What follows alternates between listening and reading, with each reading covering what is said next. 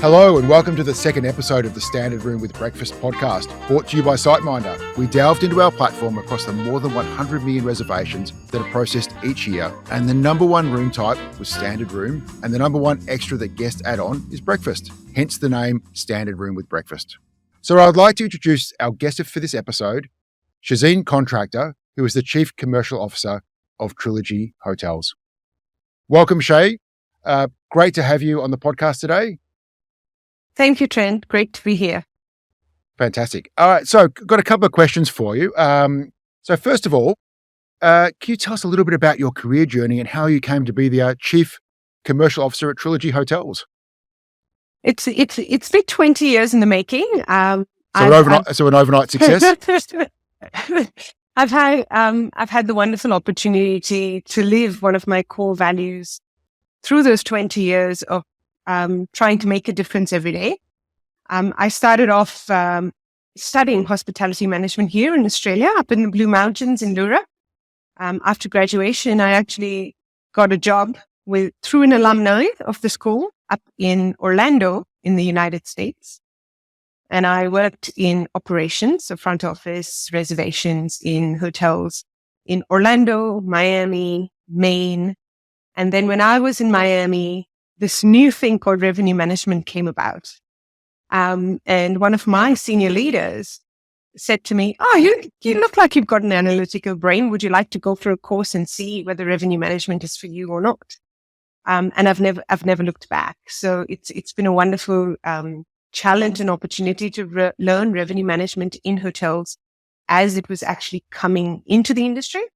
I worked in New York City for 4.5 years. I had 3 large hotels, 800 rooms plus each, Wow. Where I was the area director of revenue. And that really cemented for me the revenue foundations that I use on a day-to-day basis. Coming back to Australia in 2007, I had the opportunity to work with TFE Hotels as their director of revenue, ending up as their chief revenue officer over the 11 years that I was there. And then I moved to Hilton for 5 years as their senior commercial director, looking after all of revenue, sales and marketing across the Australasia portfolio.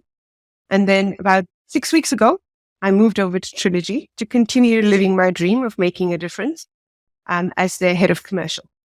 So you've had a very varied background, haven't you, over multiple locations. I think that's one of the great things about the hotel industry, is that it gives you the opportunity to travel the world and do amazing things in multiple countries.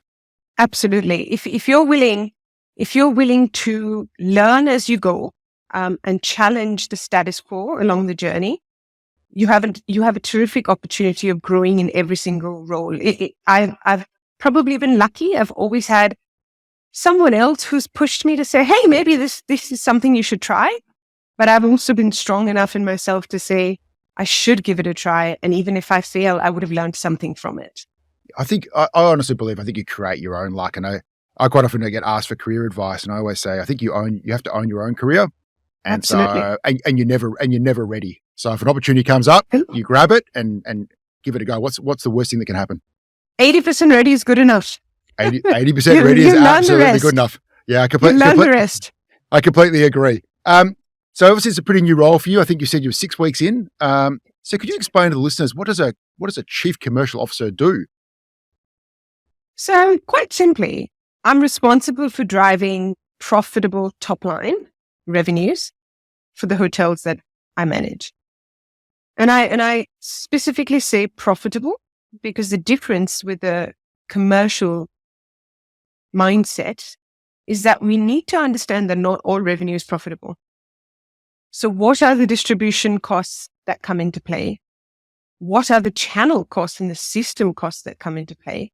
And it's really, really about putting together a holistic vision for the business, bringing alignment between sales, marketing, operations, revenue management, all to achieve the same ultimate goal for the owners whose hotels we manage. So over the journey of your 20-year career, the role of revenue management must have changed quite dramatically. And I think probably the question off the back of that for me was, what impact has technology had on that? How has that enabled the role of a revenue manager? I can tell you there was a time where I accidentally went in and typed $1 instead of $100 in a rate, and that displayed online. I thought I'd lost my job, but it turned out okay. But that's how much things have changed in 20 years. I look at it as the principles of revenue management actually have not changed. The ability for us to do more, much more quickly and react to the market, that has changed and that has improved using technology. I don't think you can completely take technology away. What technology has done is eliminated the nitty-gritty data, Excel spreadsheets, constantly creating new spreadsheets and new formulas, and allowed revenue managers to actually focus on delivering insights to drive the business performance. Okay, completely makes sense. So I understand, like many people I've met in this industry, you started out in food and beverage and front of house. Is that correct? That's right. Operations, yes. So how has that shaped your career journey and impacted the leader you've become today? It goes back to one of my core values, which is about respect. I think having worked in every area of hotels, I have respect and understanding about how each single one of those people and team members impacts the overall performance of the hotel. No one can also bullshit me for too long because I've actually been there and done it. So you can't tell me it takes 2 hours to make a bed because I can do it in 20 minutes. So, well, I have to say though, it does take me more than 2 hours to make a bed. I can never seem to be able to make a bed. Somebody only recently told me that if you lay the doona out and then put the doona cover over the top first, it makes it much easier. But I wouldn't get a job doing that in a hotel. That's great feedback as well. And it actually gives you that sort of, I suppose, end-to-end understanding of how the hotel operates so you can actually do your job most effectively. Yeah. And also understanding the operational implications of the decision you make, right? So there's a bit of a notion that, sales, marketing, revenue, they sit too far away from the day-to-day business. So having that understanding of if you suddenly take in a huge group that's arriving tomorrow and you haven't made the effort to inform operations, there is no cohesive strategy for the hotel to be able to deliver a good guest experience then. No, it can makes complete sense. So obviously, you've worked across many segments of the industry, and so what are your favorite elements of working, say, with owner operators versus small to medium sized Australian hotel groups versus global hotel chains? I suspect all of them have got some similarities, but also potentially some differences as well.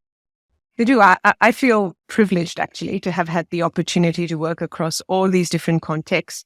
And I think my learning attitudes helped me to keep a growth mindset, doesn't matter where I go. So global chains have, for example, given me the opportunity to learn how to navigate a matrix organization, the power of influencing, the importance of stakeholder understanding so that you can pivot your strategy for each different stakeholder. It's also shown me the power of loyalty and how consumer behavior changes with loyalty behind it. Small to medium hotel groups, they've given me the flexibility to make change quickly, try new ways of working, and also implement new systems and technology in a much faster pace than a large global chain could do. And then the owner-operator approach has given me a completely different perspective because I can now understand the investment side of a hotel. What does it mean for an owner to be leveraged up to buy the asset? What is the cost of capital? And what is the expected rate of return? So I actually feel very privileged to have had the opportunity to work in so many different areas. Yeah, I mean, I obviously have the privilege now to speak to some revenue managers, predominantly of larger scale hotels. A very good friend of mine dropped out of the technology industry a number of years ago and bought the management rights to some holiday apartments. I think all up now he's managing about maybe 50 to 60 holiday apartments in a unit complex.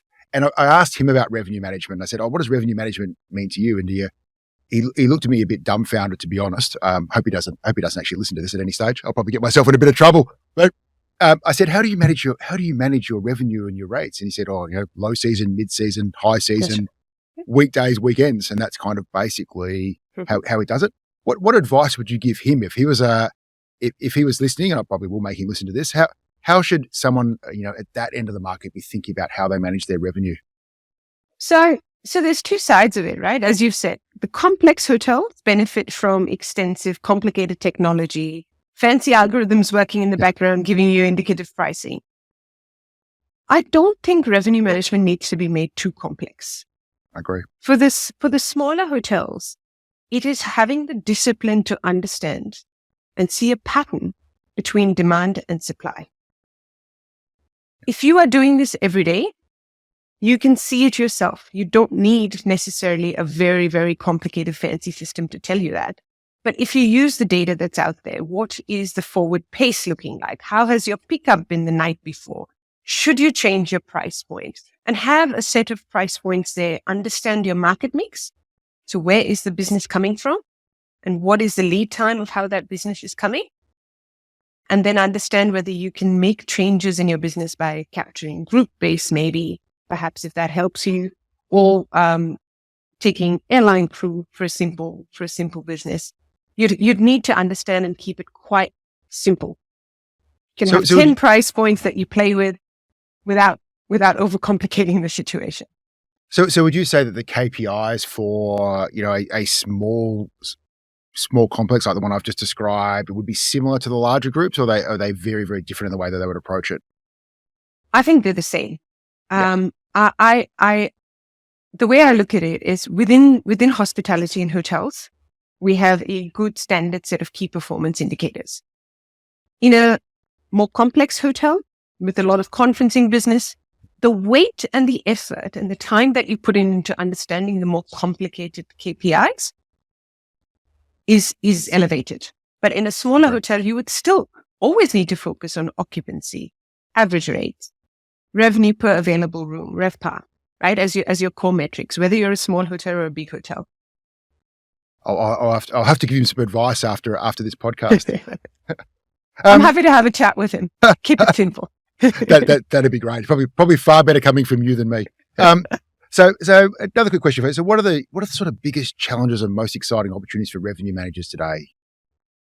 So I look at how my role has evolved from being a revenue manager sitting potentially under sales and marketing to now heading up a commercial team where I actually am responsible for driving sales, marketing, and revenue management. That's the evolution of how important revenue management as a discipline has become within hotels, right? If the industry does revenue management or the hotel group does revenue management well, they definitely have a better share price. There's no two ways about it. And they definitely have a competitive advantage. The commercial director role itself is very, very broad, right? It's not expected as a commercial director that you have to be an expert in revenue, sales, marketing, and distribution. But you have to know the critical questions to ask of your leaders in those specific disciplines so that you can bring the team together cohesively and have a strategy for your business. And I think that's how revenue management has changed. That role, if you have the right skill sets to still have the relationship building skill sets of sales, have the digital marketing understanding and the brand awareness and importance of marketing, it all comes together to create this commercial role opportunity for revenue managers. But the biggest piece for me is you've got to be adaptable. You've got to be flexible. You've got to be learning constantly and challenging the status quo. So would it be fair to say that it's gone from almost it feels like it was quite a siloed role in the past, but now it's one that has to be fully aligned very across integrated. it's very integrated to actually be successful. Yes. And revenue management has changed from just being a rooms focus to looking at conferencing business, looking at food and beverage and outlet business. And now even spas and extra things like golf, if you've got a golf course. Or breakfast. Breakfast is in rooms. I just took a breakfast in rooms. No, I've been a bit facetious. So look, I've got one final question for you. Sure. So Shai, it's been great to get to know you and a little bit about your journey today, and I want to thank you for being our guest. But I do have this one final question for you, which I'm going to ask all of our guests who appear on the podcast. So when you travel, where do you like to go, and are you the type of guest to book a standard room with breakfast, or do you book something else? How do you want me to answer that? I love traveling. That is why I'm in the industry. I am one of those that is completely obsessive about planning a holiday. Every detail is meticulously planned. I have an Excel spreadsheet. I have an That's my Excel wife. spreadsheet that tells me day by day, hour by hour, what I'm doing. For me, part of it is the fun of the research, right? And we get the whole family involved, and it's a shared spreadsheet. Everyone has to input their data. It sounds And we like my create house. a holiday. I just came back from Madrid, actually, Oh, last wow. Okay. week. And I actually went for, I'm studying, so I went for a holistic leadership session for a week there. And it was an amazing place, a place I want to definitely take my family back to. So that's on my wish list. So did you book the standard room with breakfast, or did you go more of a deluxe room with For other this extras? one, I actually called a friend and I said, I'm staying in one of your hotels. Can you get me a standard room with breakfast at a So there you discounted go. rate? And that's what I did. So you actually did go the standard room with breakfast. So I did. so it actually holds true. Now, Madrid's a beautiful city. I've managed to be there a few times as well, and it's a great place to visit. Thank you so much for being our guest today. There's some amazing insights there, and I'm sure our listeners will really enjoy listening to them. But it's been great to talk to you and great to get to know you as well. So I really appreciate your time. Thank you. Thanks for your time, Trent.